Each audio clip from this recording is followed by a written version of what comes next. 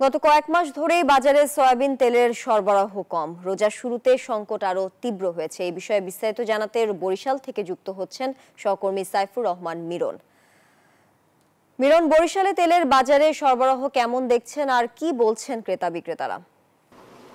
ধন্যবাদ তানিয়া, আপনি ঠিকই বলেছেন। গত কয়েক মাস ধরে যে খোলা বাজারে সয়াবিন তেল, বিশেষ করে বোতলজাত সয়াবিন তেলের তীব্র সংকট কিন্তু দেখা দিয়েছে।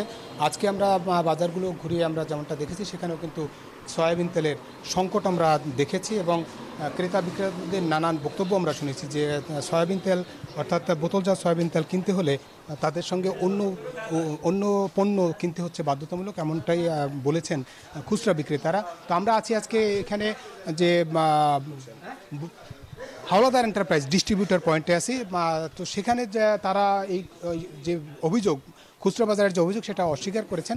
যদি আমি এখানকার যিনি প্রোপাইটার আছেন তার সঙ্গে যদি একটু কথা বলি যে বোতলজাত যে সয়াবিন, সেই সয়াবিনের সংকট কেমন আছে এবং আপনারা অন্য পণ্য দিচ্ছেন এরকম একটা অভিযোগ আছে, আপনি কি বলবেন? না, সংকট তো আগের সাথে অনেক কমে গেছে।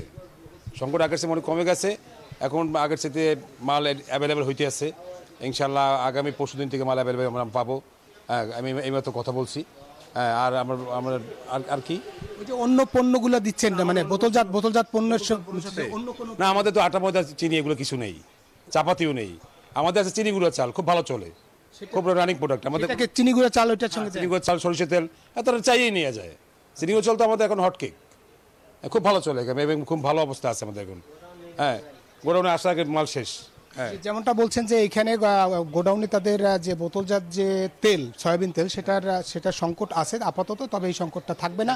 আর তারা যে অন্য যেটা বলছে যে অন্য যে পণ্য দেওয়া হচ্ছে চাল বা অন্যান্য, সেগুলো কিন্তু তারা বলছেন যে না, এটা তাদের যেহেতু প্রোডাক্ট ভালো, তারা অনেকেই চেয়ে নেয়, তারা বাধ্যতামূলকভাবে কাউকে এগুলো অন্য প্রোডাক্ট দিচ্ছেন না, এমনটা বলছেন। তবে এই সংকট কেটে যাবে এমনটাই বলছেন এই ডিস্ট্রিবিউটর পয়েন্টের যিনি প্রোপাইটার, তিনি বলছেন যে খুব শীঘ্রই যে সয়াবিন তেলের সংকট কেটে যাবে। এই ছিল বরিশাল থেকে আমার কাছে সয়াবিন তেল নিয়ে যে নানান সংকটের কথা, তার সবশেষ তথ্য। ফিরছি স্টুডিওতে। তানিয়া। মিরন, আপনাকে ধন্যবাদ যুক্ত থাকার জন্য। দর্শক, বাজারে তেলের সরবরাহ নিয়ে বিস্তারিত জানাতে বরিশাল থেকে যুক্ত ছিলেন সাইফুর রহমান মিরন।